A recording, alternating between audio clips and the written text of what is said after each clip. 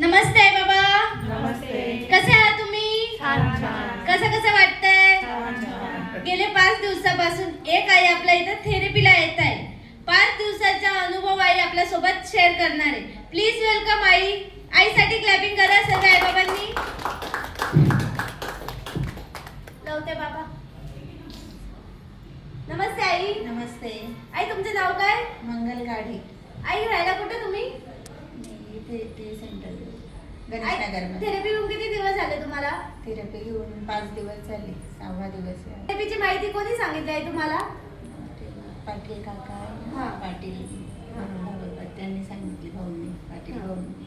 आई तुमच्या 5 दिवसचा अनुभव शेअर करा बरं. 5 दिवस म्हणजे थेरपी घेऊन गेल्यानंतर म्हणजे रिलॅक्स वाटतं, पण मध्ये शनिवार रविवार आली नाही ना, मग परत दुखायला लागून गेलं.